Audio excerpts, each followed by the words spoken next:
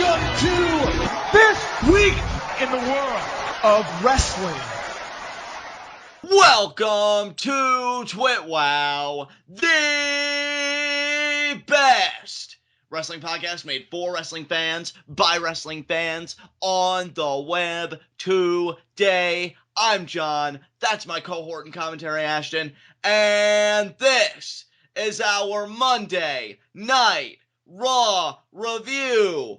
And I gotta say, as far as getting back to the live content, because we know last week's Raw was taped in the UK, this was another really fun show. Now, from where I've been looking, a lot of people have mixed opinions about how this Raw was, but for me, I thought the pacing was great. Hartford, Connecticut was phenomenal, pun kind of intended there.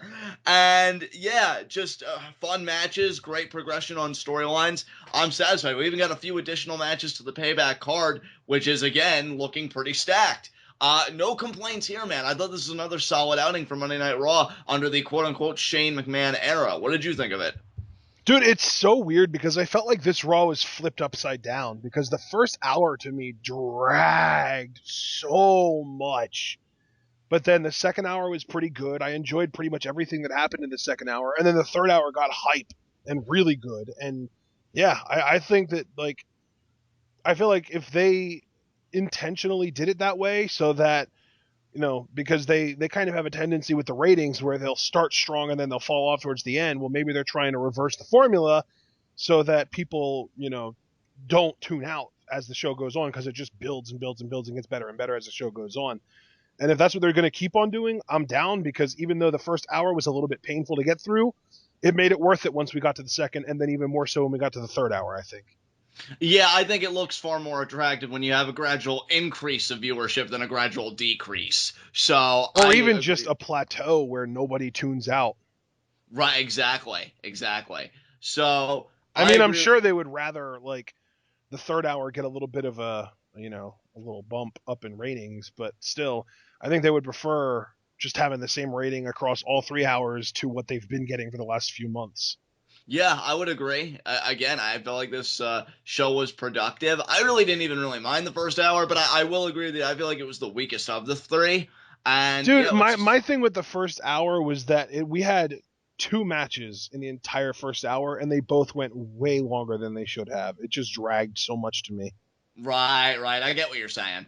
So let's go further into this show, starting with our first segment, Heat of the Night. And again, you know, no heats of the night for me. No nitpicks, really. Nothing really terribly offended me on this show. I thought they accomplished what they needed to accomplish, and I was entertained for, pretty much all of the show, just about. So, yeah, nothing here. What about you? Well, I do have one nitpick that kind of works on 2 different levels. So I guess in a way you could call it 2 nitpicks that just apply to the same problem.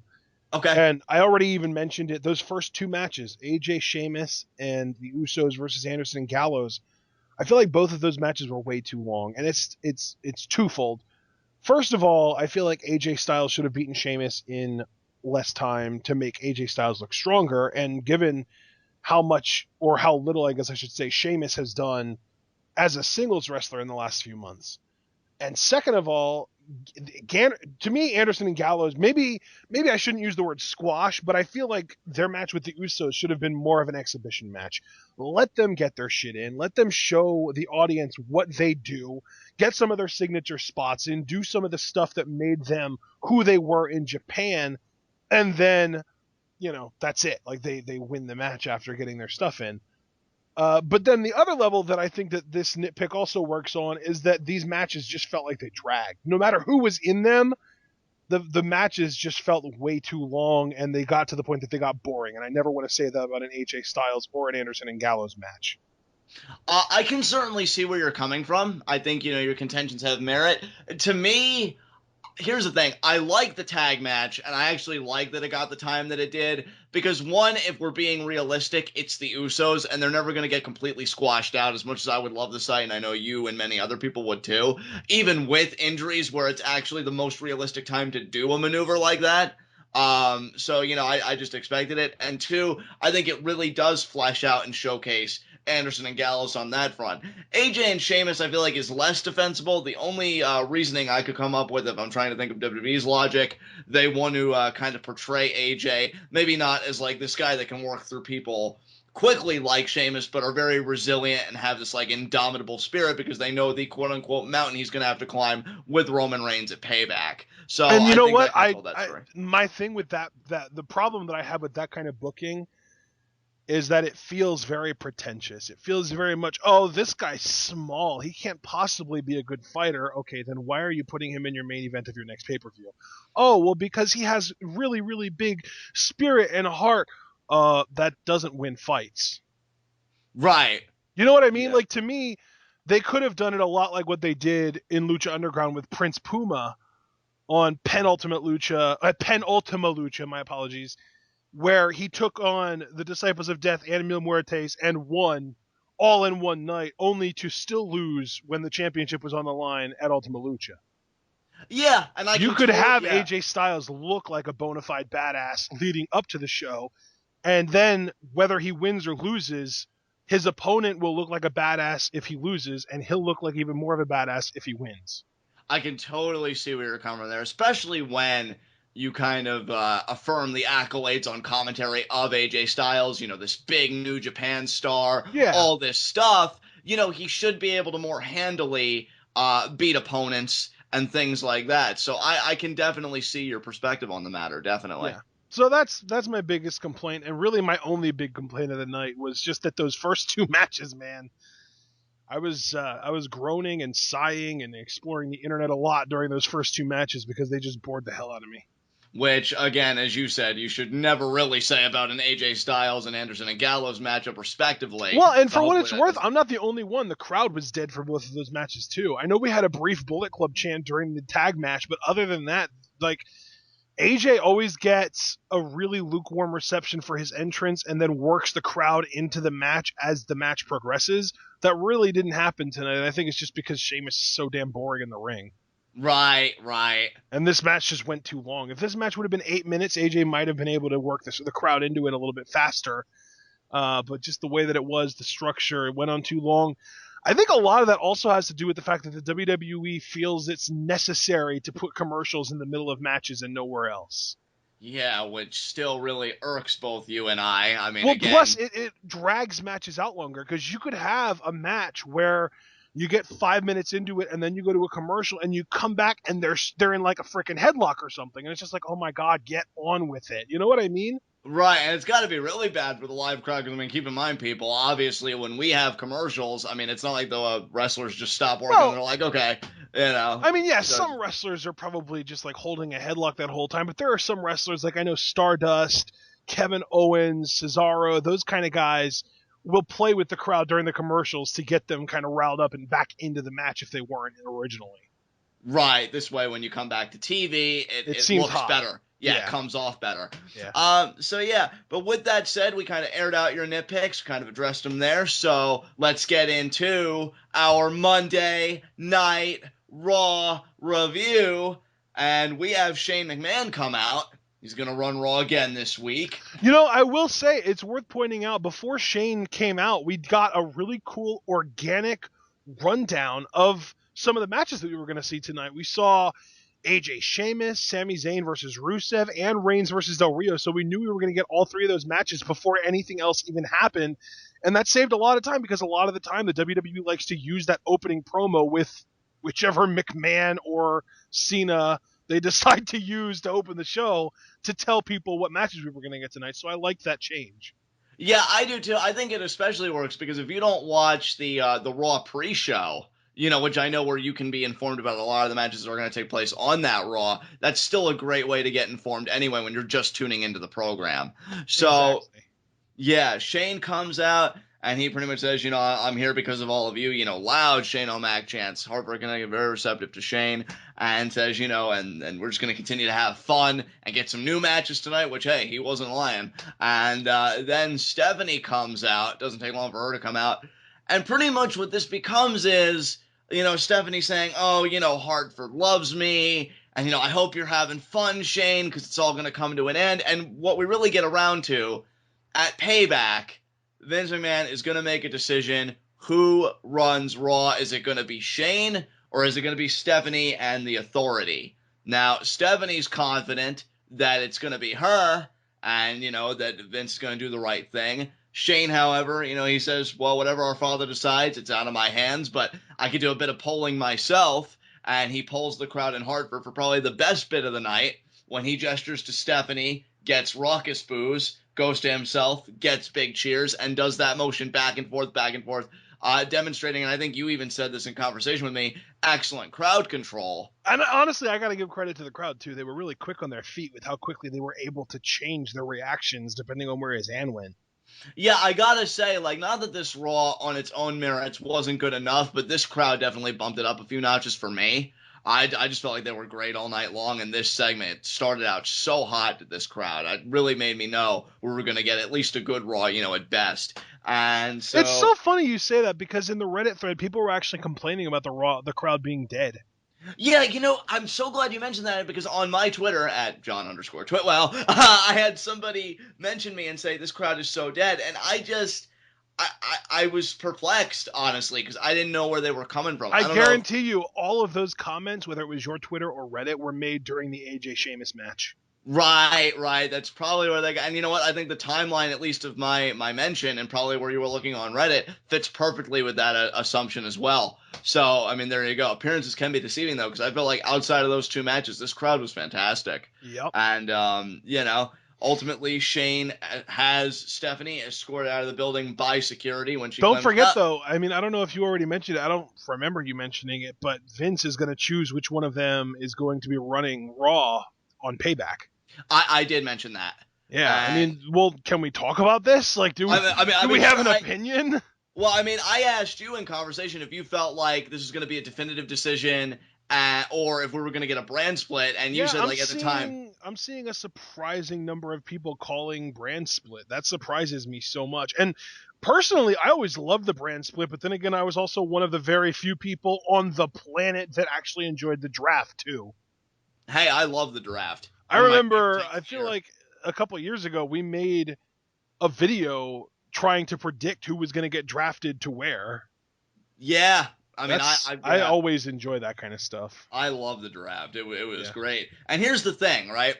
Let's treat both sides seriously, because on one hand, I could see Vince just making a decision purely revolving around Raw, and Shane finds a way to worm his way back in, in a babyface way, maybe at the expense of Vince or Stephanie or something, even though he handed over the blackmail after losing to The Undertaker. Bet you forgot about that, didn't you guys? Don't worry. So did most people. No, that's not true. Most people didn't.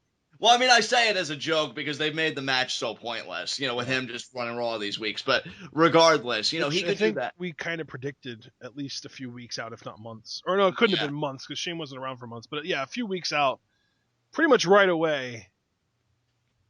Right. I mean, as soon as the stipulation was added that Taker losing means he has to never wrestle Mania again, we kind of jumped on that pretty quickly.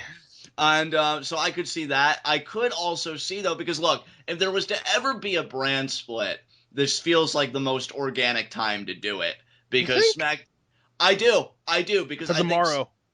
Well, Morrow and SmackDown is another property of the USA Network now. So it's all under the same umbrella. True. Yeah. And, I just feel like because of all those reasons, granted, they're not the strongest reasons in the world, but I do think they're enough to not necessarily warrant a brand split, but to certainly make it look legitimate if you want to go that route. Yeah. And personally, Ashton, you can count me among those that think we're getting a brand split this Sunday, and it's going to make the post-Raw and post-SmackDown after Payback that much more significant. It's just kind of a shame, and I will say this. I really wish it wasn't Shane getting SmackDown. I wish it would be Shane getting Raw. And maybe he will, but I just feel like they're going to feed Shane the B show and be like, oh, well, if you think you're so good, let's see you work with, SmackDown and see if you could be competitive with your sister and her husband, Triple H, and all that crap. So we'll see what happens. But, yeah, I'm thinking brand split. I gotta say, though, part of what made SmackDown so magical in the mid-2000s was that Paul Heyman got to draft the roster, and it felt like it was a Paul Heyman project. Yeah, dude, definitely. So I don't feel like Shane just kind of inheriting, oh, well, this is SmackDown, so we're going to do what I want now. That doesn't Right. sound as exciting. You know what I mean? Yeah, I get what you're saying completely. I really do. I've really enjoyed what Shane's done with Raw, and I feel like a personality like his and like his approach that we see at least in kayfabe works better on a live product. I don't know if that makes any sense to anybody. I feel a disconnect when I hear that he could potentially be running SmackDown, or I feel anyway that he could potentially be running SmackDown. So I don't know, but I do think Brand Split. I'm guessing though that you think it's just gonna be just control of Raw and SmackDown will be untouched right now. Yeah, I don't know, dude. I don't know. I mean, it's so hard to tell. I feel like this is something that would have been reported long before the plans came out on Raw that they were planning on doing it. Well, I did hear some murmurs, and I know you did too, about a brand split. So that's Well, not I mean, new. I've heard rumors as far as like just random people on Reddit being like, "Oh man, we're getting a brand split," but like, why would Meltzer not have said something about this being even a possibility? I think I've even heard Meltzer come out and say they're not going to do a brand split. Right. We'll And see. yeah, and another thing I think is worth pointing out in this segment, Stephanie outright says, "Well, it's a good thing the dad doesn't listen to these people in order to choose who's in charge." But that's wrong because he made Shane in charge in the first place because of the fans cheering for him. Yeah, there's really been no consistency in this entire story. I didn't expect them to adopt it tonight. The only thing they've done consistently is have Shane run Raw after he already lost his big match to be able to give him the opportunity to do so. So I don't even freaking know. I don't know. I feel brand split, but I could just as easily see again, maybe Vince opts for Stephanie just at the humiliation and the expense of the crowd and Shane, and then Shane just finds a way back in. I think both have interesting possibilities. I don't even know which one I'd prefer, because keep in mind, guys, I only said that I thought a brand split was going to happen. Didn't necessarily say I'd prefer it. But You know what I'd like to see? what's that?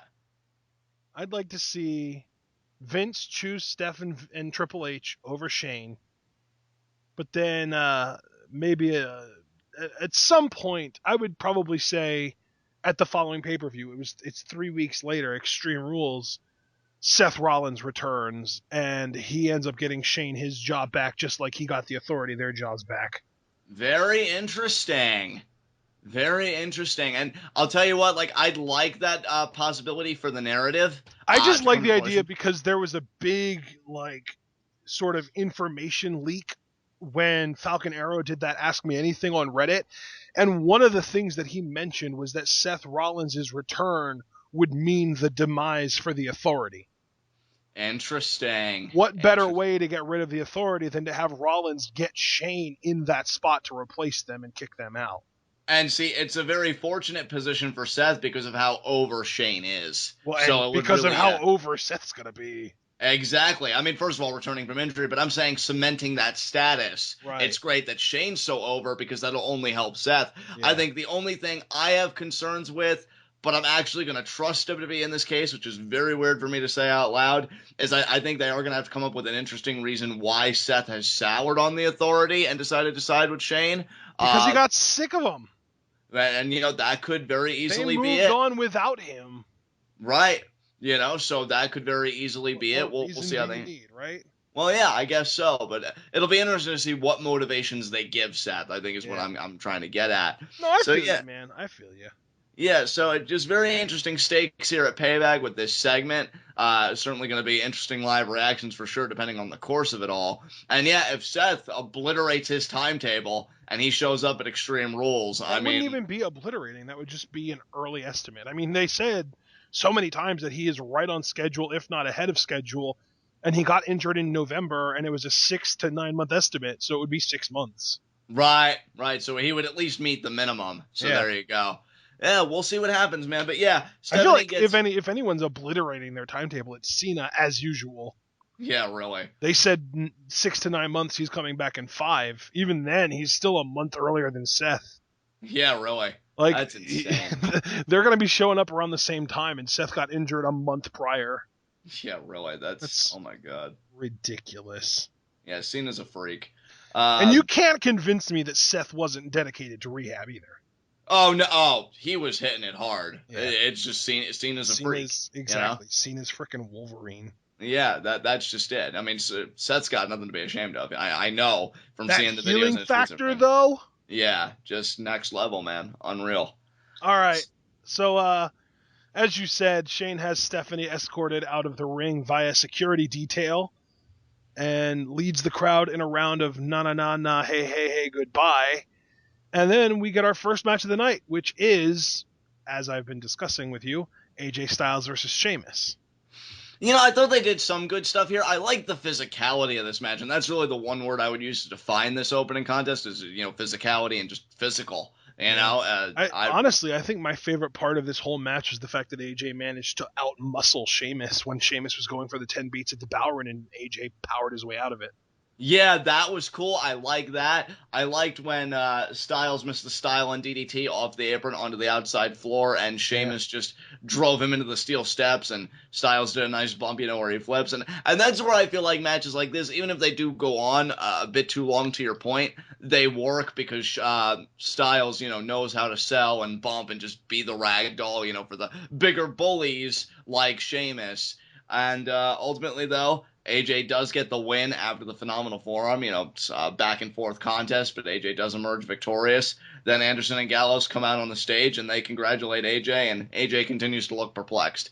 The world keeps a turning, so there you go.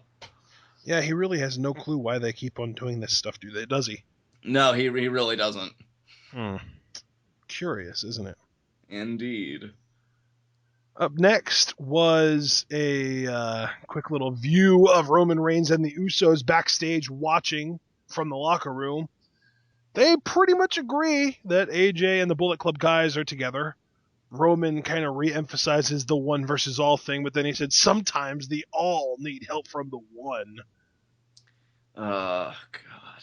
I know, it's awful. And they all bump fists, and that's pretty much it. So it was what it was. It establishes solidarity within the appropriate camps. Anderson and Gallows with AJ, the Usos with Roman. Nothing more you can say than that. Okay, up next we had the New Day. This was great. Can I just say, though? Yeah. JBL and Michael Cole should have their mics muted when the New Day come out. Yeah, you were really going on about that, like when we were watching it. I don't even know if I heard as soon as Big E got done with his little intro that he does from backstage, JBL's first words, "Calm down, Byron." What the hell kind of racist shit is this? Wow. Well, to be fair, and again, this is the only out I could give WWE. The New Day did single out Byron Saxton as the best commentator behind the desk, and he did say he was a New Day fan now, so maybe they're just kind of playing on that thing, but I can totally see where you and anybody else would be coming from pointing that out as racist, because that's pretty bad. Yeah. Yeah. So they do their promo about the number one contender tag title tournament. Xavier even sings Party Like It's 1999 by Prince as a little bit of a tribute. But once he finishes, the vaudevillains come out without letting him continue on his promo, and Aiden sings. So yeah, you were like so whatever about it. I personally liked it. It's a heel maneuver to me because Xavier Woods sang like a beast, I might add. Yeah, Xavier blew Aiden out of the water. Well, that's kind of the point, though. Like, Aiden's the heel trying to steal the babyface spotlight. You know what, though? Like, you know how I explained to you before how when Charlotte talks, I curl up and I feel like I want to go die in a corner? Yeah. That's how I felt when Aiden sung tonight. Wow, that's pretty visceral. Pretty awful. Vaudevillains pretty much saying that they're going to celebrate like it's 1899. Which I liked that. I thought that was clever. Yeah, I still love the Vaudevillains. But, I mean, they might want to really think about what they're saying, given that they're talking about bringing back 1899 in the ring with a few black guys, Yeah, probably not tasteful. even I can't say that. Oh, it's heel heat because that's a very loose pass. But then you have Enzo slavery. Yeah. Oh my God. Well, then that's kind of what they're doing, though. They're like glorifying that past era, but there's a dark side to it as well, guys. I don't even think being a vaudevillain, they'd have to go even further back in time because I didn't feel like that's late 1800s to like the 20s. Oh, interesting. Yeah. But yeah, then Enzo and Cass come out. and they just set the place on fire. You even noted when the entrance music hit, they almost got, or maybe they even did get a bigger pop than the New Day did. I think they might have. They might have. I mean, yeah, already these guys are kind of nipping at the heels of the New Day, which is great to see, because we all want to see that program. Just because the promos would be, delicious. Exactly. Scrum-diddly-umptious. Couldn't have said it better myself. And what did you think of Enzo and Cass's promo here by comparison to the Vault ones? The two lines that stand out to me the most. First of all, Enzo talking about how what he really wants to do is to run on a beach into his own arms, but it's impossible. That was amazing. And then, of course, like, not even really thinking, just throws out a line, I'm going to keep it 100 like a high fever. Just so good. Enzo is the best wordsmith in the company right now, and the only person even batting on the same frickin' diamond as him is Bray Wyatt, and he's still pretty far behind, I would say. I would agree because, I mean, here's the thing. I love Bray's promos and everything. Dude, I never realized I wanted this until now, but I want Bray and Enzo to have a promo segment together. Bray would just look at Enzo. He would look at Enzo perplexed. Like, what the hell? I mean, Enzo represents like everything that Bray hates about society, so that would make it even more perfect. But I think what makes Enzo, and I've been saying this consistently ever since they've debuted on the main roster, whether it be on Raw TWitWows or SmackDown TWitWows, what makes Enzo next level is just because of the speed at which he delivers promos, it almost makes the material seem instantaneous, like off the top of his head. Yeah. Whereas I feel like everybody else, even if they're really well crafted and really well executed, you could tell, there was time and deliberation and all that stuff. And that's not necessarily a bad thing. It just makes Enzo so much better when he's spitting these lines like fire. Yeah, and he never trips up either. Yeah, I know that, and honestly, if he would trip up, he strikes me as the kind of guy that can make an exceptional recovery. Just so talented. I mean, he might not be able to reach Kevin Owens. I'm tripping over my words so much I sound like Hideo. I love Kevin Owens. We're getting to him later. But yeah, you're right. Yeah, Enzo would totally recover. Yeah, I mean, again, to your point, that whole line, you guys want to be number one contenders for the WWE Tag Team titles? Yeah, I want to run on a beach into my own arms. It's impossible. Like, just what a sick burn. And then not quite as sick as the Ascension one. Still, that one's still my favorite, I think. Yeah, that was great. Or the hairline one to Bubba. Yeah, that was great too. Man, Enzo. My God, man, I used to call Bray the Maestro of the microphone. He may have been unseated because Enzo, again, man, just blows my mind every week. Yeah. Then, though, the New Day cut in after the whole soft thing, that whole shtick. New Day cut in, and then they do their stuff saying, well, regardless of who wins, we're still going to be your WWE Tag Team Champions because New Day rocks. Rocks. New Day rocks. I love them. Oh, and by the way, we don't need to come up with a new nickname for Enzo or even give him Bray's nickname. He has his own. It's Smack Talker Skywalker. Yes, Smack Talker Skywalker. There you go.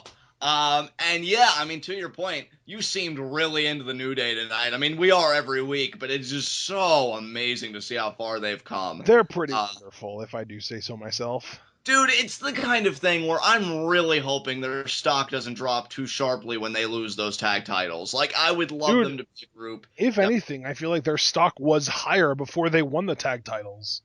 Yeah, I could kind of see your point there. I just don't want to see these guys get caught in a rut after the fact. Honestly, at this point, I feel like the New Day, how do I put this? Those bronze penny tag titles feel like they are to the New Day what the spinner belt was to Cena. Like, it just works now. Yeah, it really does.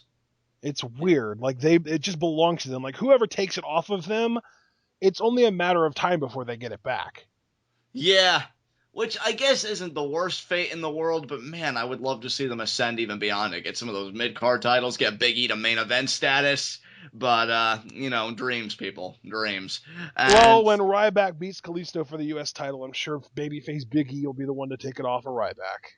Yeah, probably. Because the WWE just can't resist a good hoss fight, baby. Exactly. So yeah, really fun segment with the three relevant tag teams. I thoroughly enjoyed this. All right, up next was our Anderson and Gallows versus the Usos match, but before we got the entrances for this match, we went to a commercial, but before the commercial, we saw Anderson and Gallows walking out of AJ Styles' locker room, and JBL, being the savant that he is, screams, "Evidence!" That's not Sting, that's a picture of Sting. Yeah, you could put evidence right there in that Hall of Fame of JBL-isms there. You hate him so much, and I love it. I really want him to get introduced into the Hall of Pain. Oh my god, dark. But yeah, Mark Henry, how much do your services cost? He's so good. Dude, I was watching old stuff with Mark Henry last week, and it was that whole Teddy Long segment where Big Show interrupts, and that's the one where he has the line, "Don't let your foolish pride get in the way of this business." Yes. And then you know what, dude, I know like that was one of your favorite lines, but I love when he tells Big Show, "Wait a minute, I don't need this from you. You wait your turn. You can take your heavy breathing somewhere else."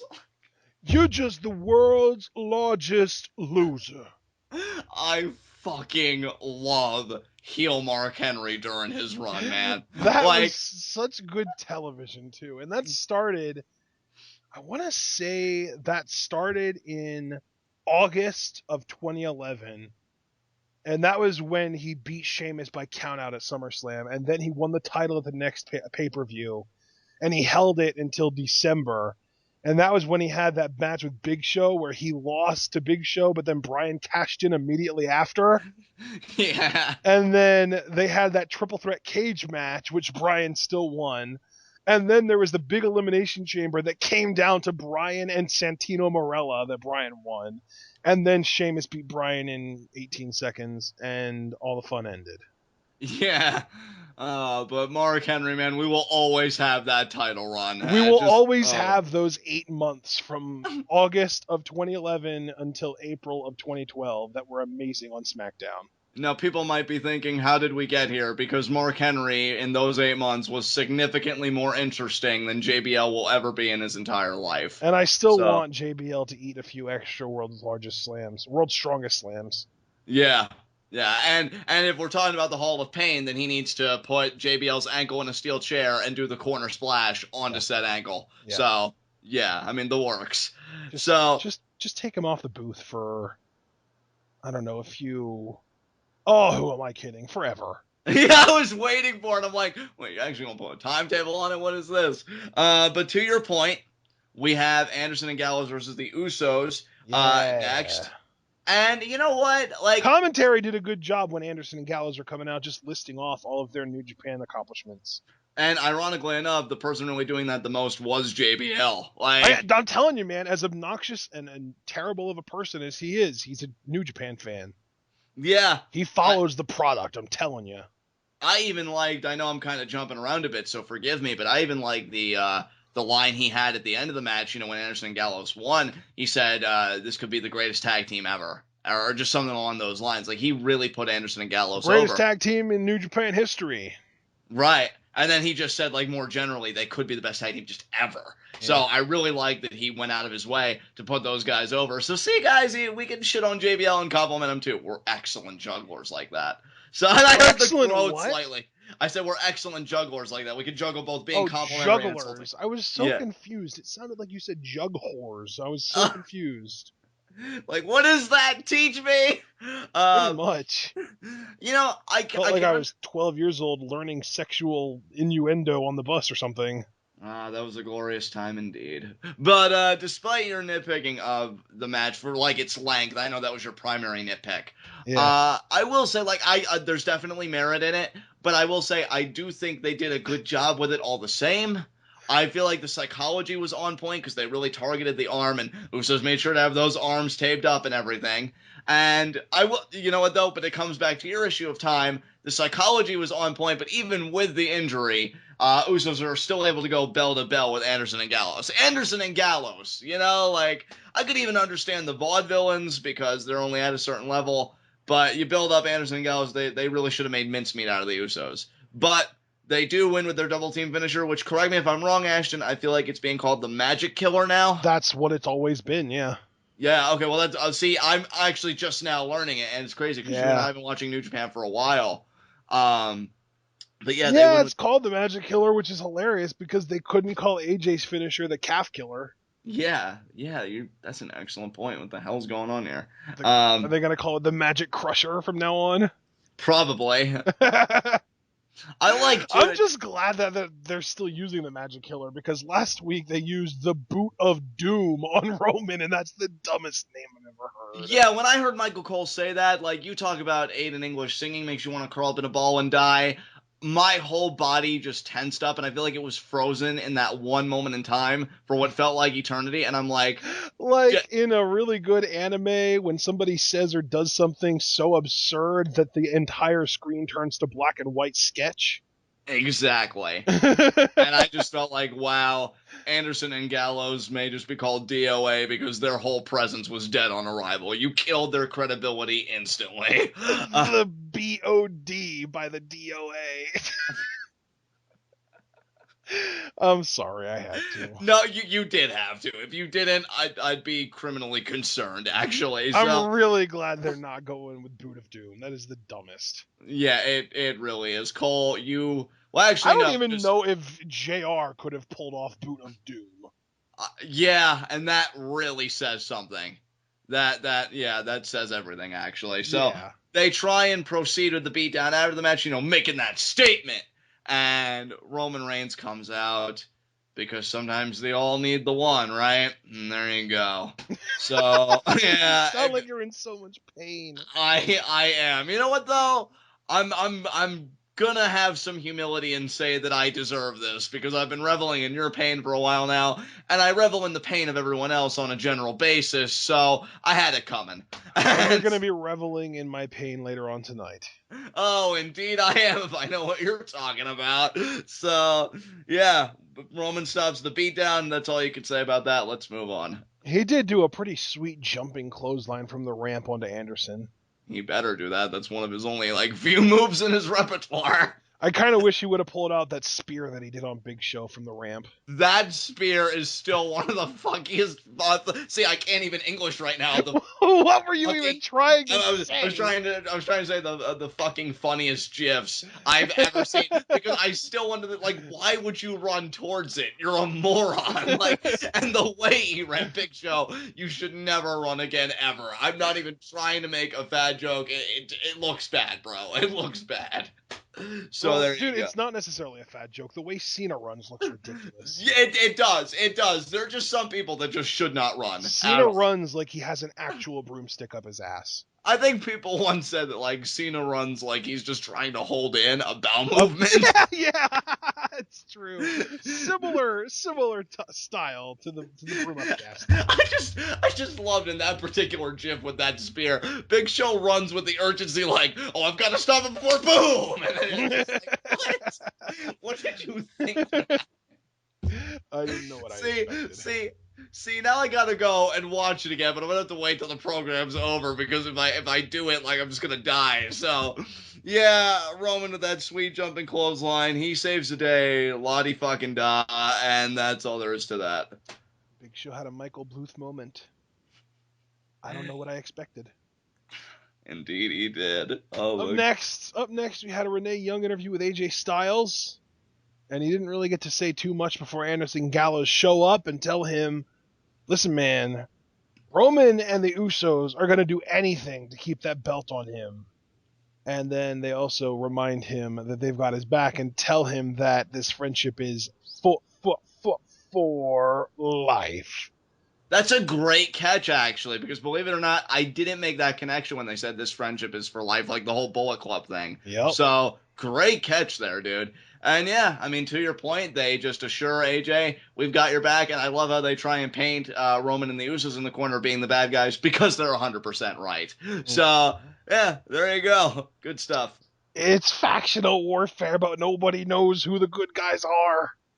Oh, my God. Poorly defined roles for the loss, I guess. I was going to say for the win, but I didn't have the heart, so. Yeah. Maybe by this time next week, we'll be getting 6-man tag matches, but it'll be AJ teaming with the Usos against Roman and the Bullet Club guys. Oh my God, that sounds painful for AJ though. I don't know if I'd wish that on him, I man. mean, Just you, like you don't want AJ to team up with the most OP team in WWE? I'd rather him team with Enzo and Cass so they could get the rub. That's true. I don't know. But anyway, Yeah. up next was a really well done Kevin Owens Sami Zayn video package. They showed everything. They highlighted their past. They went over the NXT stuff where Sami won the title and then Owens hugged him and then turned on him immediately. And then all the big fights, the wars that they fought afterwards, all leading up to Payback.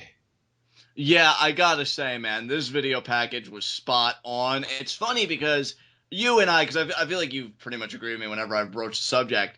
This is going to be one of the defining feuds of summertime in WWE. Yep. And I've even gone as far as to say I feel like this is going to be one of the marquee matchups at SummerSlam 2016. And this video package was so good, I feel like it would have been appropriate for SummerSlam, like before these guys have their match. I love the depth of detail. You know, they went into everything to your point. And yeah, they both got to tell their side of the story. Not really anything that we haven't heard before, but done, you know, in the context of a video package like this, it makes it feel new, it makes it feel exciting, and I can't wait for their match at Payback. It should be awesome. Yeah, absolutely. Up next, we had our third match of the night, which also involved Sami Zayn, this time taking on Rusev. And I really enjoyed this match. I feel like if Kevin Owens and Sami Zayn are like the Mil Muertes and Phoenix of WWE, then that makes this like the WWE's answer to Matanza Phoenix. Yeah, yeah, I would agree with you there, except because Sammy's on a matchup on the pay-per-view, I don't even think Rusev made the card.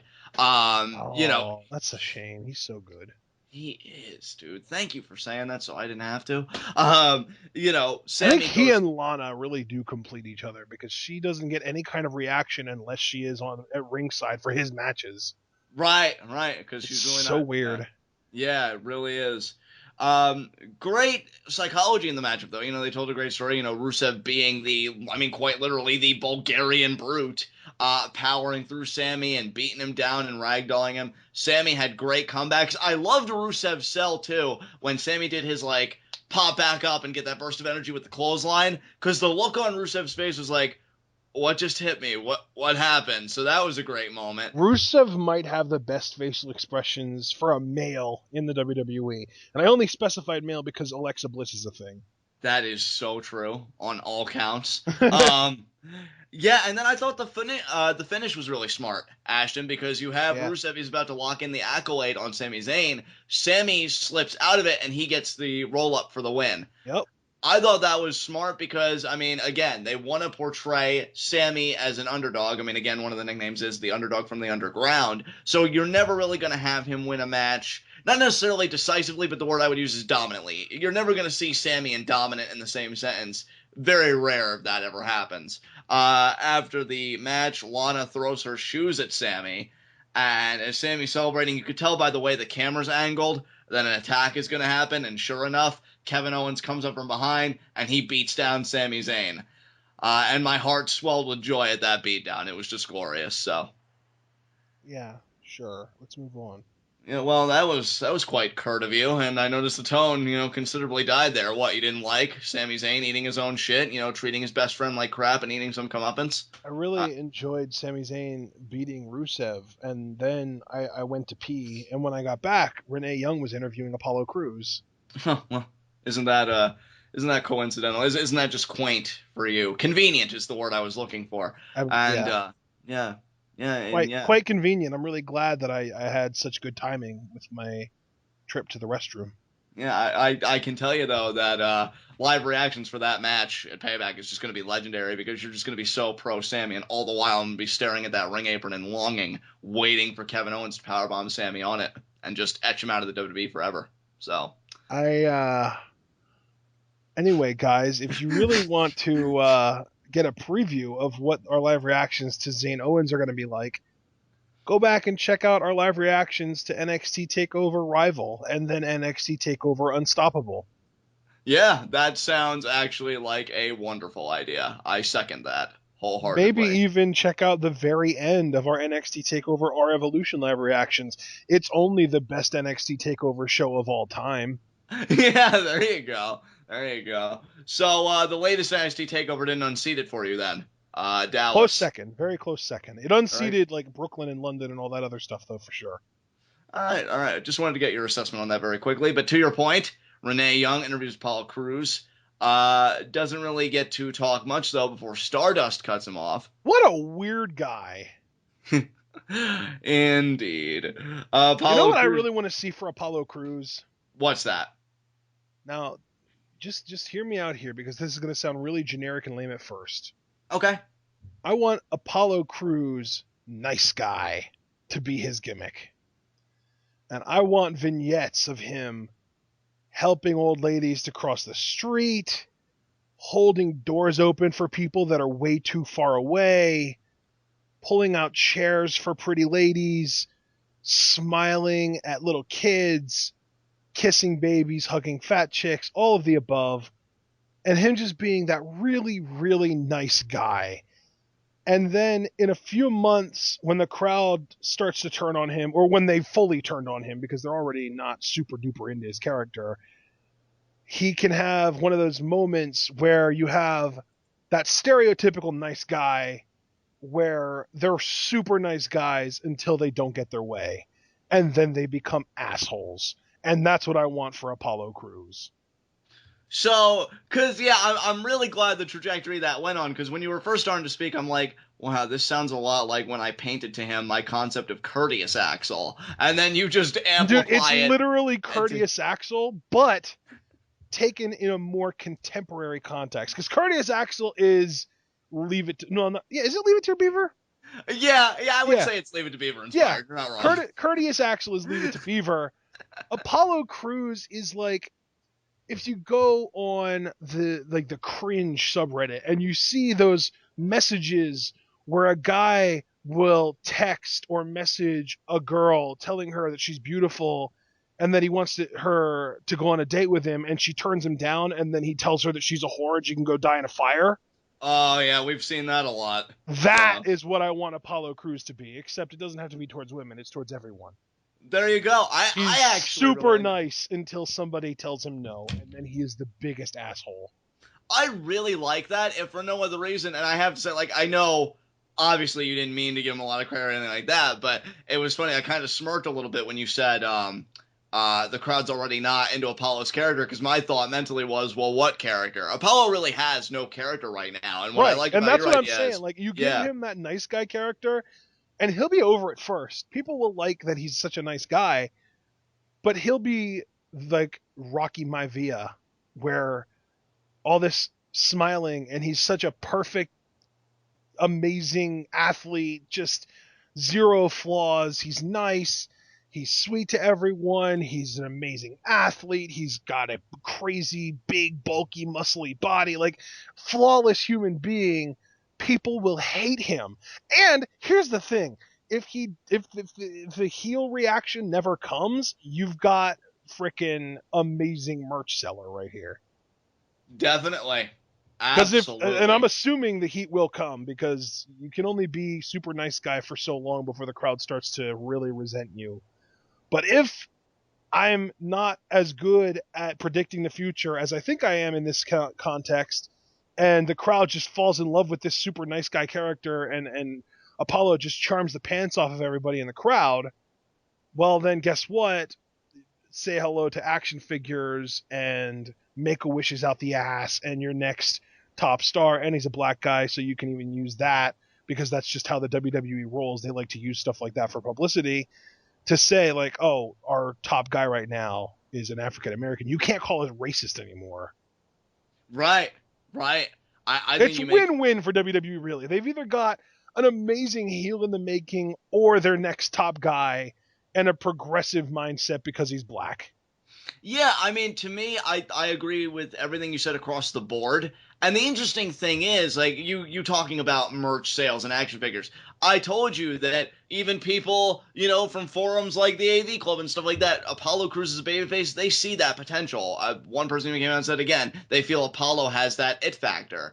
While I don't necessarily vehemently disagree, here's my contention, and here's where I'm more inclined to agree with you. I feel like you're throwing Apollo Crews a much-needed rope right now. Because as good as Apollo is, and the upside that I believe this guy has, and believe me, there is an upside, you're going to exhaust it very quickly without a clearly defined character to work with. And that's just the thing. WWE is always going to be character first, ability second. I really just feel like that's the essence of pro wrestling as a whole. If Apollo Crews has nothing for people to kind of jump on or jeer or whatever the case may be, his ceiling is going to be incredibly low. And, I just feel like a character like this could do a tremendous service to him. And, do you know who would be the perfect first opponent for fake internet nice guy Apollo Crews? Who's that? Dean Ambrose. Oh, yeah. Because Dean Ambrose is the kind of guy who, if you try to hold the door for him or if you try to pull a seat out for him, he's just going to be like, dude, I can do that myself. Stop trying to impress me. Let me handle this shit. And he would just they would probably hang out for a few weeks and then Apollo would just snap on him. Yeah, I can see that. That'd be a very interesting program. But to bring it full circle, Apollo still has no program, but we know that he's going to have a match with Stardust because Stardust cuts him off, and Apollo's just like, man, everything's just so great. I'm just so happy to be here. But no, what he really says is, I'm actually glad that you came. So see, pretty much the same thing. Because I was going to look for you. Cody. Yeah. Cody. Yeah. Because he calls him Cody. He calls him Cody, yeah. So that immediately triggered is Stardust because there is no Cody. Cody's dead. It triggered, exactly. And he says, your dad had a huge influence on me. Really molded me, got me ready to be here. In fact, he even came up with the name Apollo. Oh God. Oh God. What does it mean when the fourth wall gets broken multiple times in one promo? I don't know. What does it? Is it like the 16th wall because we do 4 squared? Probably. So, yeah, Apollo Crews just shattered the 16th wall, and then Stardust retorts, well, it's interesting that somebody named Apollo wants to be among the stars. And then he does his creepy stuff because he's Stardust, and then that's it. He hisses, yeah, which we know you love just so much. And that's my favorite. And that's pretty much the segment. So, Ash, is there anything else you want to say, man? Up next, we had another one of these. You know what? Yeah, I mean, we almost have to, don't we? We have another one of these anti-smoking ads with Dolph Ziggler, or with Titus O'Neil rather, but this was with Dolph Ziggler instead of Natalya.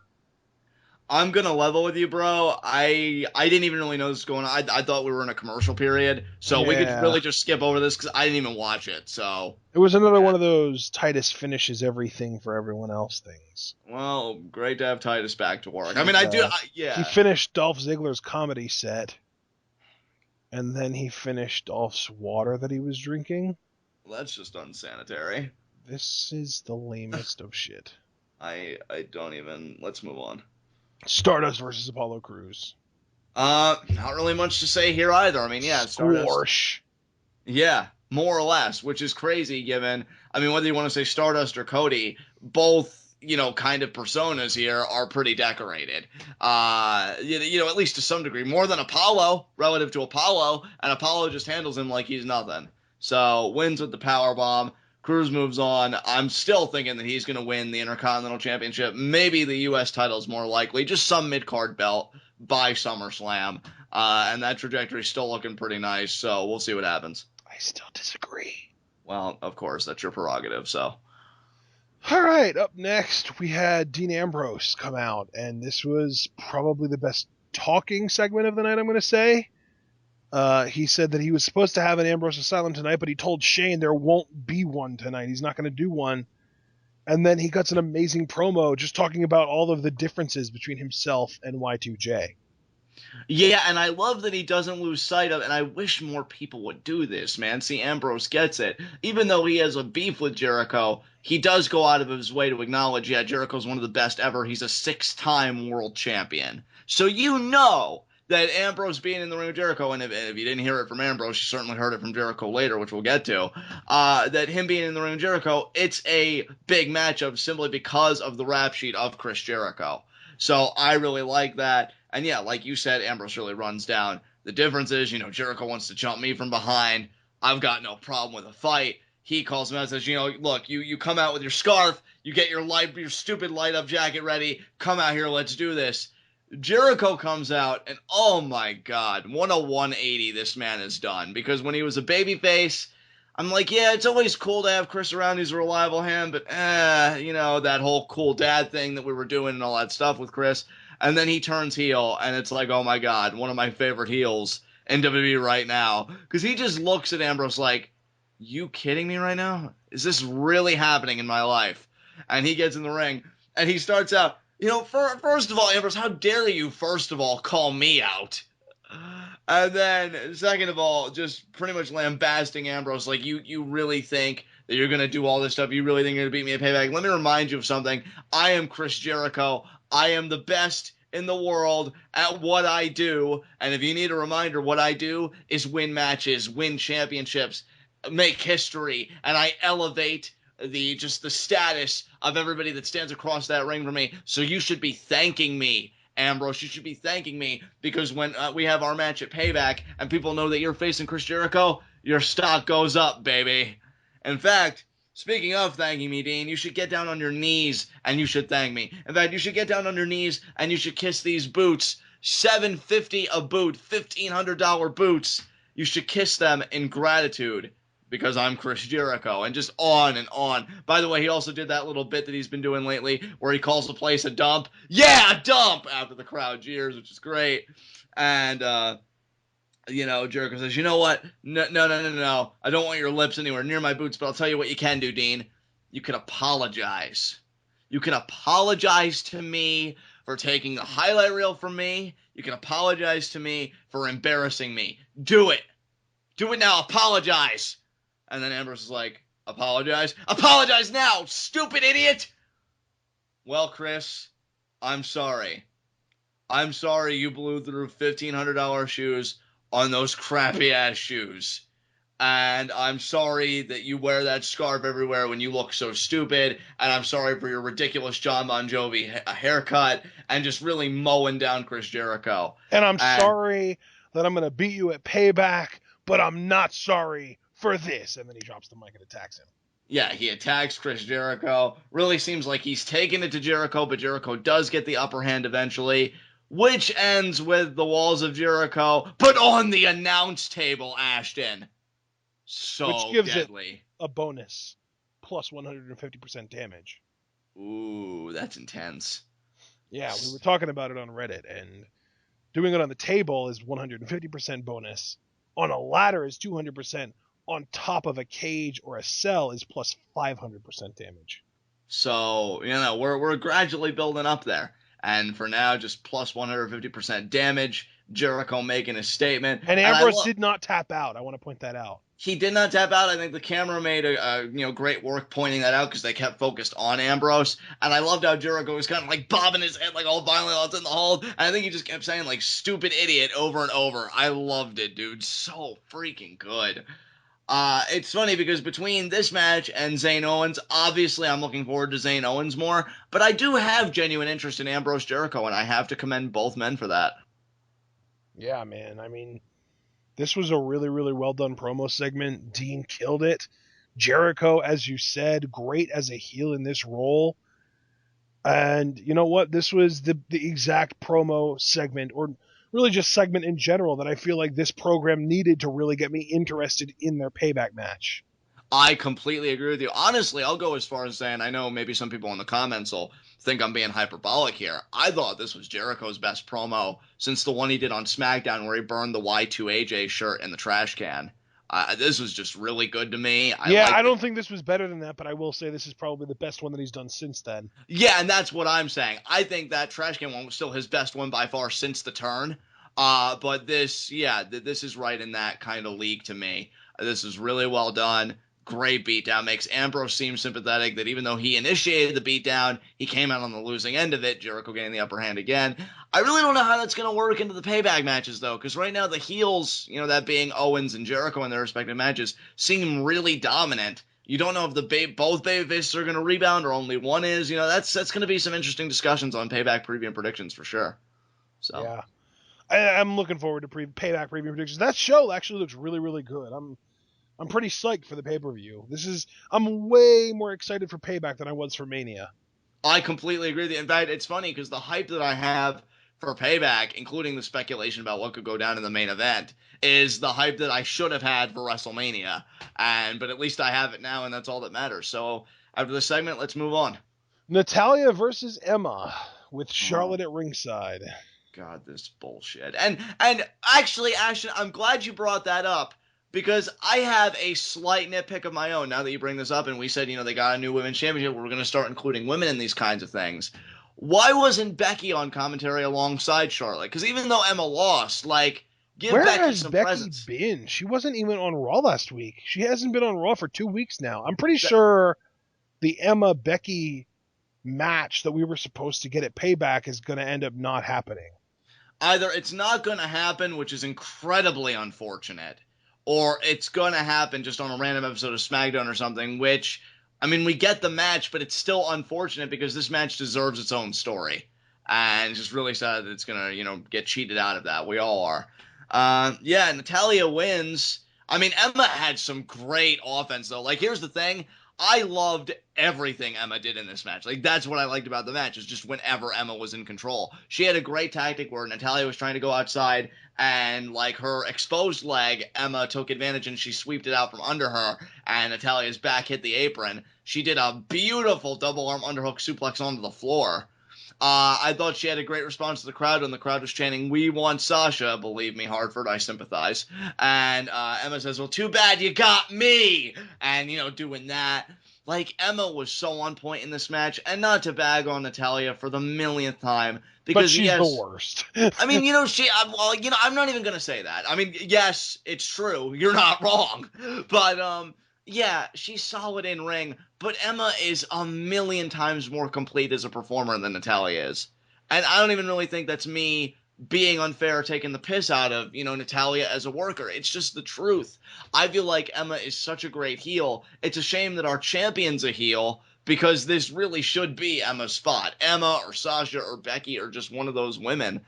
And I'm kind of pulling a Bray Wyatt, anybody but you, Natalya. And really, you could do Alicia Fox or Summer Rae, and I'd be like, yeah, that's cool. But yeah. Natalya, it's just I think my biggest issue right now, just looking at this Raw and last week's Raw, why, John, why does the WWE insist on never, ever putting anything behind or giving any TV time to ever giving anything more than one women's angle at a time? I know, because outside... We were supposed to have 3. We were supposed to have this, Becky, Emma, and Sasha Charlotte, or Sasha Summer. And we can't even get 2. We get 1. And we're supposed to be happy with that. Hashtag women's revolution down the toilet again. Exactly, because I guarantee you, how much do you want to bet that we're going to get Sasha and Summer highlighted, if it's going to happen, which I believe it will, because WWE went out of their way to put a exclusive on their YouTube channel with Summer just running down Sasha, but that's going to be the feud that's spotlighted on SmackDown. I guess I'll take what I can get, but I'm feeling a bit salty knowing that we're probably not going to get Emma and Becky now. I'm hoping that's still a thing. And more importantly, to your point, it's not even the idea, we're going to divvy this up. Why can't you do it all on the same show? You've got 3 hours, and I guarantee you I'd be more invested in some of the women's feuds that, I thought you were going to be juggling than some of the crap that you end up giving me. So why couldn't we have had the Damian Sandow, Baron Corbin, Dolph Ziggler segment on SmackDown and get Sasha and Summer tonight? Or alternatively, like you said, you could have even had Becky out there on commentary for Natalya and Emma. Yeah, it's just so disappointing to me, even with all the, progress. And I will say there's been legitimate progress, but you still haven't gotten it. So many women are still so criminally underutilized. It's sad. And You know, I just don't know, dude. Natalya wins with the sharpshooter. She makes the belt motion. She tries to confront Charlotte. Ric Flair standing between them, though, with a big old grin on his face. Which I don't know why he's smiling, knowing that Bret Hart's going to be a payback. Which, by the way, guys, don't know even if you know this, Ashton, but I read an interview that Bret Hart gave. And it was so funny because I was trying to read it in his voice, and oh geez, not to be an asshole, but I always feel like when Bret Hart talks, there's just like a natural level of saltiness whenever he talks. Oh no, and, he's one of the most bitter people in wrestling history. Yeah, and he's talking, he's like, I have no desire to be there. I have no desire to be on TV. I'm only there for Natty. And I almost wanted to call him out on that. I'm like, is that true? Because I always feel like if you had the option, you'd be like, nah, Natty, I'm staying home. You know, I'm watching hockey or some stuff. I don't freaking know. And, you know, that's just that. He just sounded, well, I can't even say sounded because it wasn't an audio thing. It was textual. But it just came off to me, I should say, as just like so detached, bitter, yet despondent. Like, it didn't even want to be a part of it, which part of me doesn't even blame him. I mean, he just overcame like prostate cancer, all that other stuff. I understand that, and I'm really glad that he did that, but he's still like the biggest elitist in wrestling history. He really, he is so up his own ass, it's not even funny. Which it's great to see. He didn't smell the cancer ahead of time. Oh my God. We can move. I was gonna say something. I can't recover after that blow you just delivered. Let's move on. You said it was prostate cancer, right? Well, no, it works, okay? It works. Are you happy? Let's move on. Wow. Oh my God. So then we had a China video package. I don't like. It's cool that they're finally acknowledging her, but the fact that it took this long, seriously, WWE, screw off. I mean, look, Ashton, I'm just gonna level with you. I didn't even really want to go into this video package in depth, and we won't. I just want to say, for me personally, like, this reeks of hypocrisy to me. Yeah, so it does. It really does. And the thing is, like, as soon as you try and call them out on it, the first response is always going to be, oh, what do you think? They shouldn't have done this? Do you think that the WWE is bad for finally acknowledging China for all that she did for them? And no, that's not what we're saying at all. What we're saying is they should have acknowledged her a hell of a lot sooner. The fact that they have murderers and assisted murderers in their Hall of Fame, but they refuse to even acknowledge China because she was in an adult film is just ridiculous. And the hilarious thing is Hulk Hogan had a sex tape come out a few years before he re-signed with WWE, before his racist scandal came about. Which, oddly enough, Ashton, given the preceding segment we talked about, I mean, way to really put that sexism on full display, WWE. Yeah. Because no, I mean, really, right? Even Sunny was just in a porno. When are they going to revoke her Hall of Fame ring? Yeah, that is true. And you know what the funny thing is, though? I guess I forgot about it because I did read a while back that there was speculation they were going to stricken her from the Hall of Fame. I guess, though, they never really followed up. So, yeah, you're right. It is a viable point of discussion. That's really all I wanted to say about it. It reeks of hypocrisy to me. And honestly, like you said, what we wanted was either acknowledge her a lot sooner, or the thing with me is be fucking consistent with your stances. Because you look really bad with this waffling you do, especially after the person's dead. Like, just no class. Absolutely no class. It's savage all over again, man. Yeah, it really is. It really is. So that's all I think we both care to say about it, so we can move on.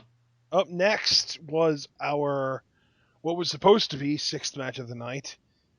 Damian Sandow in the ring, of course, jobber entrance, and then Baron Corbin comes out.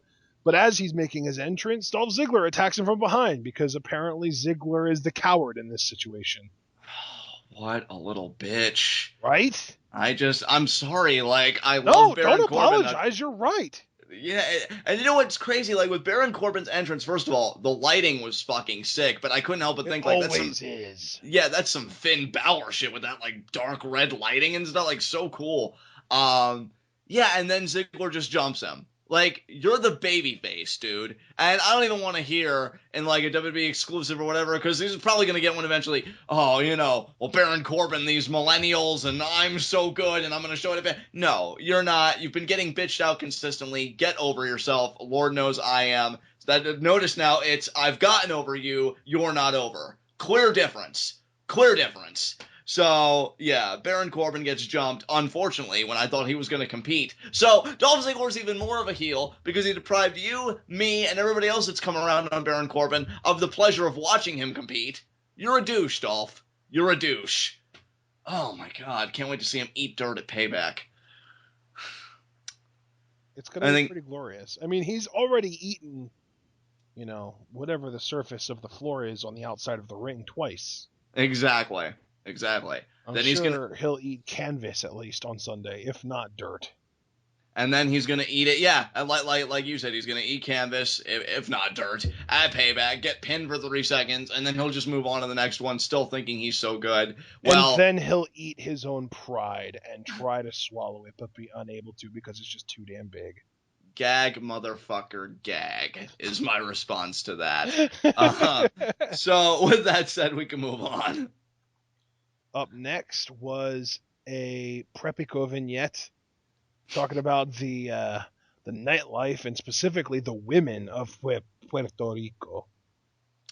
Yeah, like you even brought it up while we were watching it. We just watched the most recent edition of Last Week Tonight with John Oliver, and the timing could not have been better because now I thoroughly want Prepico to have a vignette where they address their debt.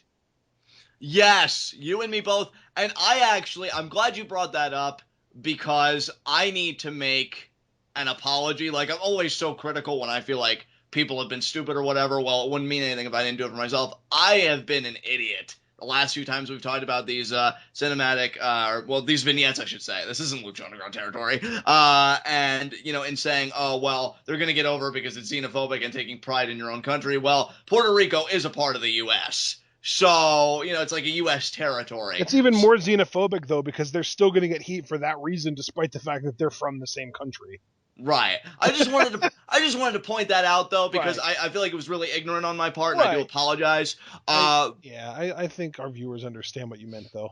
Yeah, it's you know what, though? It does make it better, doesn't it, to your point? I guarantee you, dude, even if, I'm not even joking, even if there was one of these national pride gimmicks for someone who was Hawaiian, they would get heat for it because it's not part of the continental United States. Yeah, you guys are terrible. And I mean the people that boo this stuff, not our TWitWoW audience. Like, yeah, you guys are the worst. You're really, really bad. But yeah, I wonder if an Eskimo gimmick would get heat. Probably. Oh, wait, I just got it. Last place, but I got it. I get a trophy anyway for participating. Yes. I'm so proud of you. I'm proud of me too. Let's go home. I feel like I have to tussle your hair and call you Scamp now. I'm so happy. But yeah, I mean, just give Prepico a return date already. Let's get the show. It's been going on for over a month now. Yeah, I actually, you know what? Here's the thing. Well, okay, not over a month, but almost exactly a month. Yeah, I was getting ready to say something. I'm going to save all those kinds of musings for Payback preview and predictions, so I'm going to be mum for now, but great. Maybe we debut these guys the night after Payback, after the New Day retain their titles. Again, I have a response to that, but I want to save it. So, good vignette. Good vignette for now, but I tried so hard to get you to be like, oh yeah, that's a good idea, just to be like, aha, so you do think New Day's return. I know, you douche-tard. Wow. Wait, not today. Just to be clear, did you just refer to me as a douche-tart or a douche-tard? Douche-tard, sir. That's so much less civilized than the other thing. I know, right? Savage here on TWitWoW. Alright, let's move on. Oh, God. Up next was an amazing segment. The Miz and Maryse are out, and they do their little intros that they do now, introducing each other. Miz talks about how hot his fan base is, literally just referring to Maryse, compared to the Cesaro section. And then Cesaro comes out because you don't talk shit about his fans. And this is when it goes from, oh, cool, we get to see Cesaro and The Miz again, to, oh my god, this feud is perfect. Because Cesaro's new gimmick is the professional, which is basically a Bond villain, but in a way that people can cheer for it. And the Miz's gimmick is douchebag that thinks he's a movie star. So these guys really do fit perfectly. Because you have the Miz hamming it up, you talking to me? And then Cesaro starts doing his shtick. And then the Miz does his, do you feel lucky? And then Cesaro goes, make my day. This is literally every action movie ever, and I love it. Dude, this was so freaking good. First of all, I loved it so much. I have to give you credit for the statement I'm about to make here, because you said when we're watching it together, just aloud, that they have been interacting a lot with each other. And I'm glad you mentioned that, because I think that's been one of the strengths of this mid-card feud. This is how a mid-card feud should be built.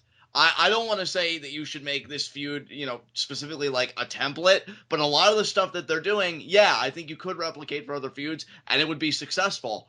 And here's the thing, too, thinking about it, I almost have to laugh. I'm suppressing the urge to burst out laughing, because ever since that one segment where they're kind of in like the locker room area or whatever with the whole M&Ms and the domestic water, and Cesaro's playing along with like the Hollywood language and vernacular and all that stuff with, oh, I'm going to roll out my red carpet of uppercuts and this and that, and then seeing this promo tonight, I'm thinking, oh my god, we're actually doing it. Like, we're doing this. Like, I thought it was a one-time thing or whatever, but no, it's been a consistent theme throughout the feud, and it is just so wonderful.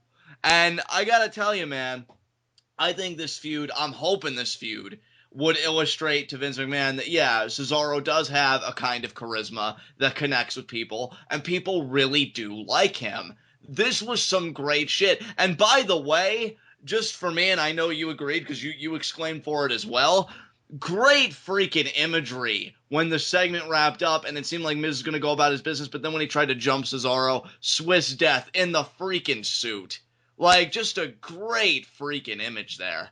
Yeah, that Swiss Death was epic, dude. He just destroyed the Miz with that.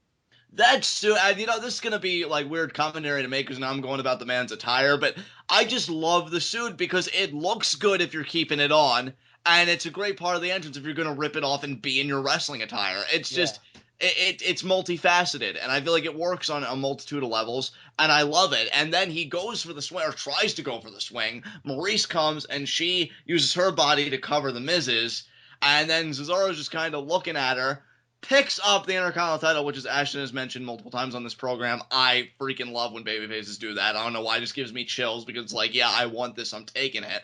And then, probably something that made me pop even more than that, if you can believe it, he does the arm pistols, and he fires at Miz and Maurice, and he walks off. Like a fucking You boss. say pistols, but for Cesaro, they're clearly cannons. I was gonna say cannons originally, I'm glad you did. Either way, Miz and Maurice. They're more like RPGs, or should I say ARM PGs?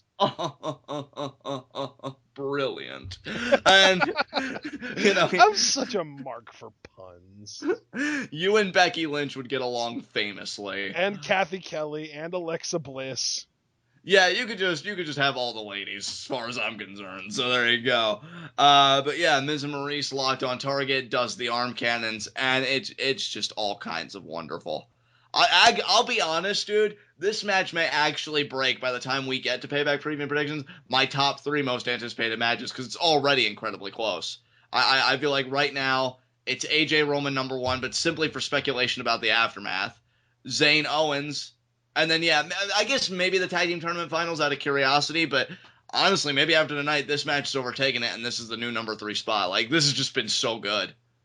Yeah, it's been really, really, really good. And this, honestly, I'm trying to think. I think this is the match that I'm looking most forward to at Payback, which is weird because it's still a really good. It's a really good card. The card looks stacked, but this match just has my interest peaked more than anything else. Definitely, they have done a really great job building this. I have to give credit where credit's due. The work that these two have done together has been exceptional, without question.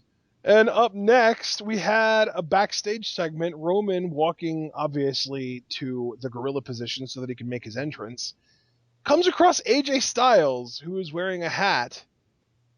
AJ proceeds to take the hat off, turn it around, and put it back on backwards. So he literally pulled an Ash Ketchum here. And then he says, at Payback, I'm taking your title. And then Roman says, oh yeah, I bet you already got Gallows and Anderson ringside seats. This smug son of a bitch. And then he left. And AJ was just kind of caught staring at him, like pissed off, like the nerve of this guy. Yeah, there was a really, long, lingering stare between these two, and nothing but silence filling the air. That's what happens when you rely on two guys that aren't great talkers to carry your main event program for a month. Exactly. Because I honestly, didn't you say it came from Reddit that somebody thought that they forgot one of their lines? One of them did? Yeah, somebody thought that one of them did. Obviously the first reaction was, oh, did Roman forget a line? But then it was also, well, maybe AJ did too. I don't know. Right, because AJ's never been exceptional on the microphone. I feel like he's always been, passable, like Roman can be on a good night, on a bad night. And we don't really have any definitive proof that Roman has a tendency to forget lines like we do with Randy Orton. Right. Gotta love live TV. I love that. What's my line? That was great. That's how you know you've been in the business long enough and you've done your time, because then you just really don't give a shit and you do whatever. No, he gives zero shits. Right, and that just makes him all the more lovable, though, in my eyes. I know.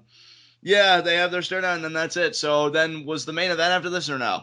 Yes, it was. Alberto Del Rio versus Roman Reigns, and I mean, what is there to say other than the fact that the Bullet Club guys came out at the end of the match to attempt to distract Roman, but failed. Yeah, I love that, dude. I'm not saying I love it because, Roman Reigns, but I love it simply for the fact that, what do you think I am? Some jobber? It's Roman Reigns time. Ain't gonna work on me. And he kicks out, and he does his stuff anyway. Del Rio goes for a flying nothing.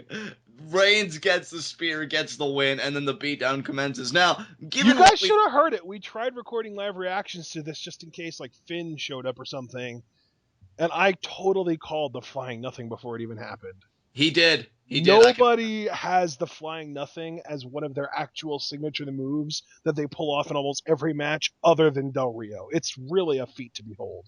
Yeah, I can vouch for Ashton here. He totally called it before it was even executed, and you want to talk about our reactions. I was so salty here because Anderson and Gallows are beating Reigns down, and then given the trajectory of the night, you would logically think, because you're all intelligent people, we have an intelligent audience, well, the Usos are going to come out, right? Yep. They're going to help Anderson and Gallows, and then the cherry on top of the sundae is going to be AJ because he's the main event opponent. Well, you'd be wrong. Understandable, but wrong, because AJ actually comes out, and being the good Samaritan and innocent... just to emphasize, no Usos. They didn't come out. Even though Roman helped them earlier, no Usos in sight. Exactly. I want to thank you for emphasizing that point so people know. No Usos anywhere. Because it's one versus all. And AJ, being the good Samaritan that he is, and the innocent man that he is, okay? He comes out and he says, whoa, Anderson, what are you doing? I got this. Don't be doing this, all right? People have already got a perception I'm sicking you on Roman Reigns. No, just leave it to me. So he makes sure that Roman doesn't get beat down anymore. Saves him. You guys might want to grab your popcorn. This is about to get really good.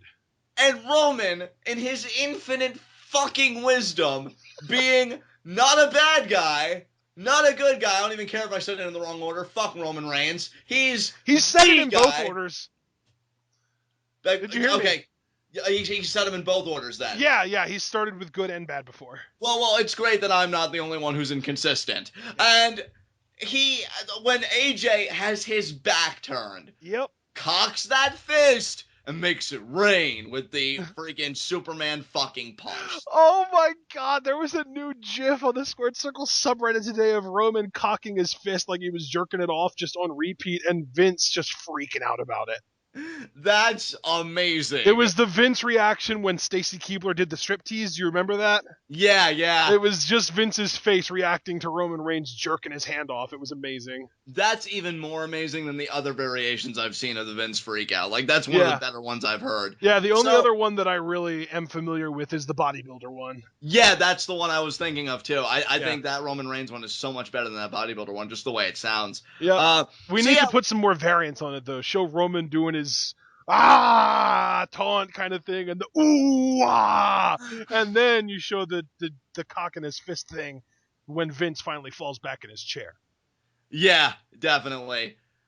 You know, Roman, you were such a scumbag here to a guy that helped you out. It almost makes me feel skeevy that I ever rooted for you in anything. And then you were Anderson, so behind him at the Rumble 14. Me and everyone else, the impressionable youth. All 2.5 years ago. Yeah. What a time to be alive. And then Anderson and Gallows, because fucking squad goals and solidarity and all that good shit, they see that, and they're like, well, we ain't having that. And they come back in, and they're trying to beat down Roman, and then Roman, because you want him to get cheered, right, is actually handling Anderson and Gallows.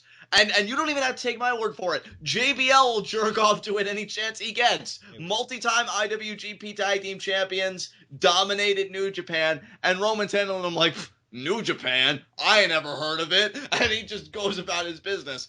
But then... New Japan, please! And thank sweet, merciful Morgan Freeman for this next part. Because I got my catharsis. Because as I'm ready to just tear Roman Reigns a new one, but don't worry, Johnny Mundo already did all the work, which Rikishi was so salty over. Sit the fuck down. Roman turns around to not adulation and applause, because this isn't your fucking dreams, Roman. He turns around to a phenomenal forearm. And you know something? Because I'm going to be that guy, because when I'm at my saltiest, I really don't have a filter anymore. That's really what you get when a crowd is booing you and you make sure the camera focuses on you greeting the Make-A-Wish kid. Now, I want to be clear here. I am not making fun of the Make-A-Wish kid. I am happy for that young man that he got an experience as cool as that. I envy him, actually, because I've always wanted to do that. I have yet to really meet wrestlers that I really care about. Johnny Mundo, I'm talking to you. I know you listen to the show. So, cool. Doesn't he only listen to the Lucha version, though? Well, you know what? I'll probably find a way to work it in on Wednesday. You know I'm that desperate. Don't put it past me. Right. So, great for the kid. But I love, though, and I'm sorry, it's just the vibe I get. I'm not saying it was deliberate or that it's actually true. But it's just so funny, the juxtaposition of this crowd booing him, and yet this crowd was respectful enough to let this kid have his moment, but then when it was done, just shit all over Roman Reigns' parade, all over again, and you know what? You deserve it, Roman. And not even you, Roman. You deserve it, Vince, because get a fucking clue. I will even grease your palm with a $5 bill so you can buy it with my fucking money so you can stop my pain. Good for AJ with that phenomenal forearm, as much as I hate that being established as a finisher too, but at least... Oh, please, they only are trying to establish it as a finisher so that Roman can kick out of it on Sunday. And you're so fucking right, and fuck that. I'm not going to say fuck you, because that's too malicious and you did nothing wrong, but seriously...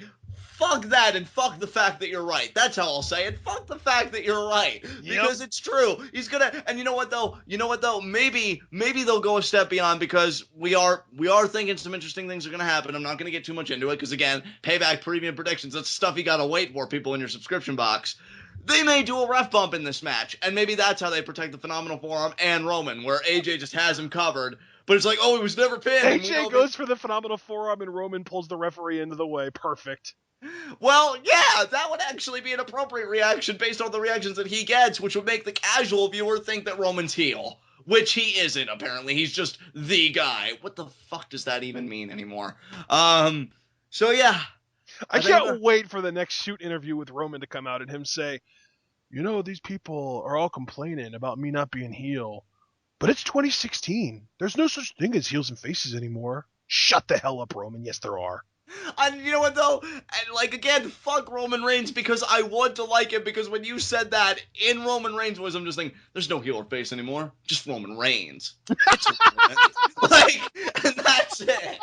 You know, Yep. like I want it so That's bad. amazing. And you deprive me, and you enjoy depriving me, and fuck you twice for your enjoyment, you sick son of a bitch. That's the thing, dude. Like he keeps on saying I'm the guy, but I want that moment to come where he says I'm not a good guy, I'm not a bad guy, I'm Roman Reigns. Yes. Believe that. Oh, you jeering me? You jeer me? It's irrelevant, and then just leaves. Best fucking line ever, and I'm He never. knocks AJ out, gets on the mic. You got a problem with that? It's irrelevant. Drops the mic. He drops the mic. Yeah. Like just talking to somebody, like instead of saying like I'm bringing the big fight, like AJ, you think you beat me? I'm the LeBron James of WWE. Like just everything, man, everything. But Dude, my favorite line from him: when you're the man, all you gotta do is wake up. Why are we being deprived of this? I know. Do Oh you my know god. how fucking amazing that's? And that And wasn't people, even. for those of you that are completely unfamiliar with pre-network NXT, these are all lines that Roman Reigns said in his 2-month heel run on NXT. It was legendary. Fucking glorious. It was so good. Byron, Glorious. come on over here. Byron, bring that mic over here. I'm not coming over to that shitty ass podium. And then he brings it over and he's just like, get on out of here, kid. We don't need you anymore. My sides are physically hurting me because of the comedic gold of heel Roman Reigns. Like, oh my god. He's got 2011 Mark Henry potential, which you're welcome for bringing it full circle. Oh my god. But no, and it isn't even. Well, look, I can't lie to you guys. Of course, it's partially because I'm salty because we don't have that Roman Reigns. But seriously, how? And I guess that's why it works though, because he says he's not even a good guy. Well, clearly not, because you jumped a guy that just helped you out. So really, you're a dickbag. You're not even the guy. Don't give yourself that much credit. I'm pretty sure he's a bad guy. You, me, because what's the ultimate bad guy thing to say? I'm not a bad guy. I mean, he even admits to not being a good guy, and if he is a bad guy, of course he would try and tell you he's not one. Yeah, Roman Reigns is literally no better than those people that go, well, I'm not racist, but... And then... But, of course I'm not racist. My banker is a black man. It's like, I'm not racist, but if they don't want to have encounters with police, don't do anything wrong. And then just the corncob pipe, which you can shove up your ass, and Roman the same way. And don't forget the monocle. And the monocle. And the top hat. And the top hat. And the white mustache. I can give an opinion because I'm so incredibly wealthy. I will tell you what the problem is in this country, though. Wealth shaming. Taxes. Taxes. Oh, and their second favorite. And regulations. Oh. And then just... That's so fucking wild. See, and we're talking about this. If there are 12-year-old children in China who are willing to work for a dime an hour, why can't I take advantage of that situation? Oh my god, I'm dead. I knew it was gonna go somewhere when you start a sentence with 12-year-old children in China in a rich accent, because I'm thinking, holy shit, child labor laws or lack thereof. I think rich is the only thing other than a nationality that has its own accent. My sides. I'm dying! Because when we do our rich people impressions, that's not an English accent, that's not a British accent, or any kind of UK accent that I'm familiar with. That's just a rich guy accent, which makes no sense because rich isn't a place. You know something, too? I'm sorry. I know. I'm probably going to get this show kicked off YouTube or something, but there's this whole big debacle about the $20 bill. I'm sure you've been reading about it, Ashton, about putting Harriet Tubman on the $20 bill. I heard about that. I'm not getting into that, but here's the thing, like, no rich person's gonna give a shit because all they carry around are Benjamins and all about the Benjamins. all about the Benjamins and the Woodruffs. That's it. They don't care 20s. Like, to them, that's pocket change. Like, oh, this debate, it's so quaint among the lower classes. And, like, yeah, the fuck? Oh, man. Is there, or has there ever been a currency that is basically like a half of a penny? I don't think so. Because that's the currency that would be the equivalent to us that a 20 is to those people. I know, right? Oh.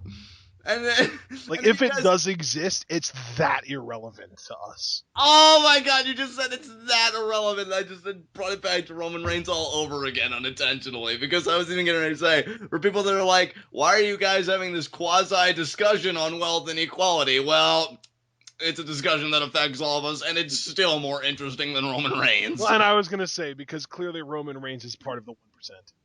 Yeah. Oh my god, that's so true too. Oh my god, the nepotism. Oh my pain, my pain.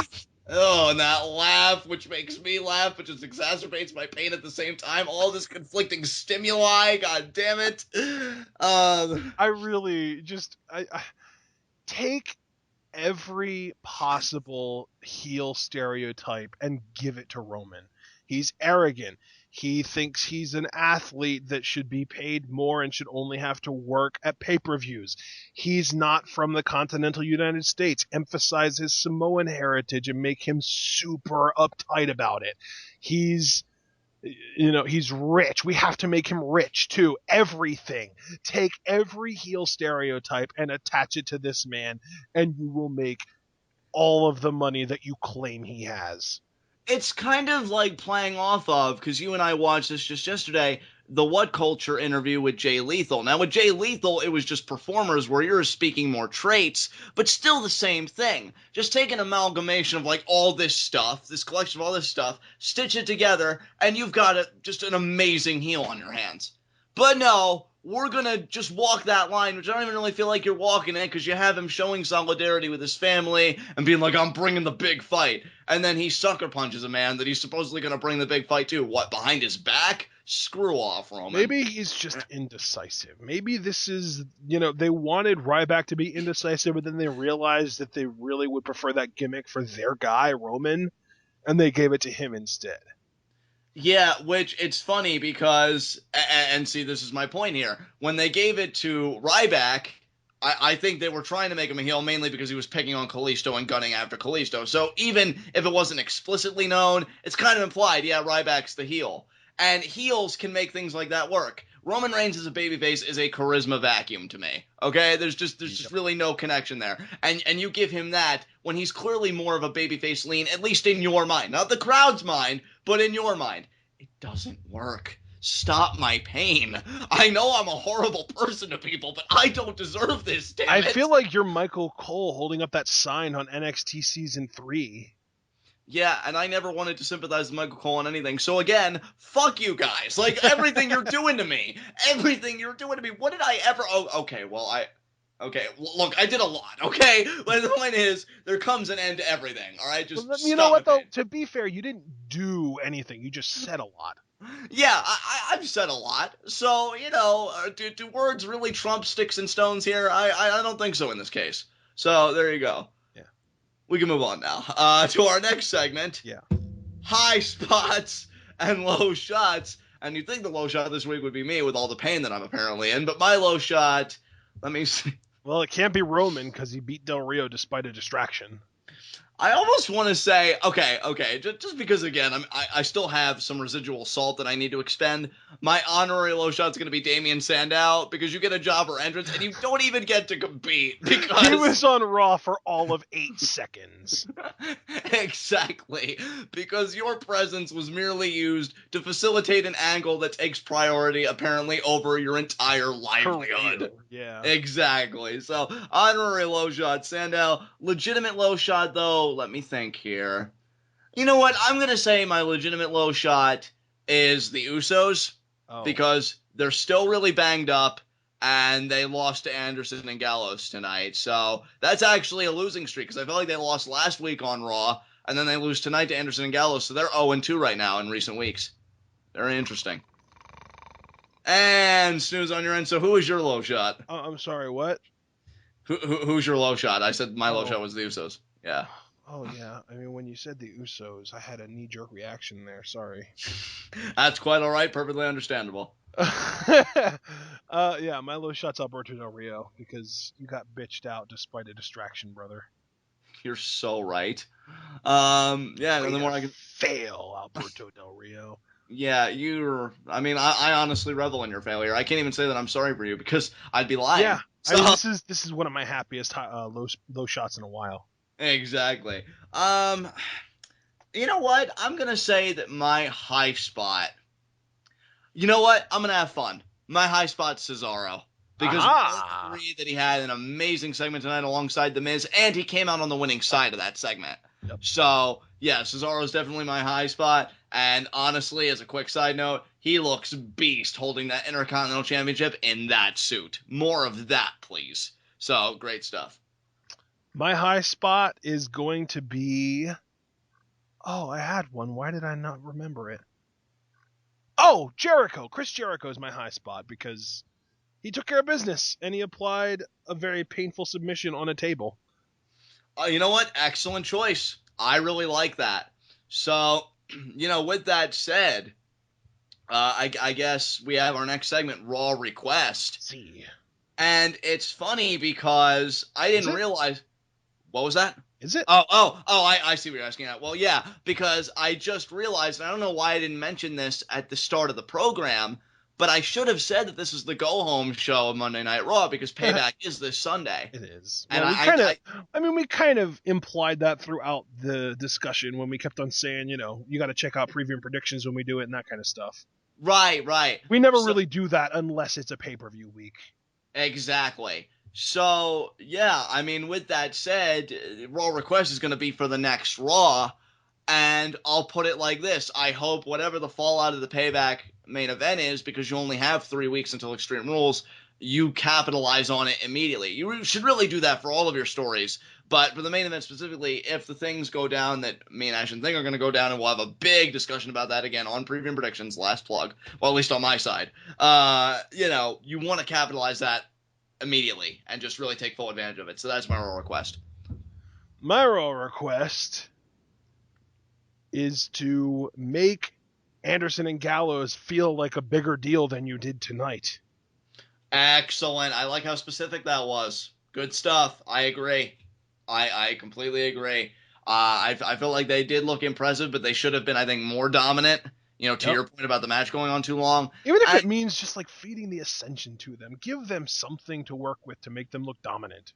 Yeah, I mean, you know what? I mean, even the Social Outcast, because I know the Social Outcasts are heel, but they're the kind of guys where they have the charisma where you could put them in a more sympathetic spot against guys, no nonsense like Anderson and Gallows. Yeah. Something like that. So yeah, I love your Raw request. I will happily co-sign onto that. And do you have any concluding remarks about this Raw? I don't think so. I'm looking forward to preview and predictions. Yeah, you and me, Paul, it's going to be a fun one, I think, because this card's looking stacked, and you and I always bring the discussion, so that's... You know what else is going to be fun? What's that? Lucha Underground on Wednesday. Oh, believe me, we're getting to that in just a second, brother, but for now, this has been Raw, this has been TWitWoW, the best wrestling podcast made for wrestling fans, by wrestling fans, on the web today. I'm John. That's my cohort and commentary, Ashton. Guys, be sure to comment and subscribe on YouTube. Ashton, what question do you have for our subscribers this week? Is Johnny Mundo gonna pull off the upset and defeat Cage in a cage this Wednesday on Lucha Underground? I love how there were zero fucks given in that question about what happened on Raw tonight, and you focused on what actually matters. Well, no, honestly, I did that because I didn't want to ask anybody a question regarding Payback because we'll ask those questions on Preview and Predictions, and I didn't want to ask any questions regarding next Monday's Raw because we don't know what's happening because it'll be after a pay-per-view. So let's keep it relevant. Let's talk about the next thing happening chronologically, Lucha Underground. Yes, and Johnny Mundo and Lucha Underground are just embodiments of relevance, so it all worked out for the best. Be sure to take the conversation over to Pwitoff, that is Pro Wrestling, is taking over Facebook. There are WWE fans, a lot of critics, but again, wherever side you stand, you'll be right at home in that group. And Let me put it definitely- this way.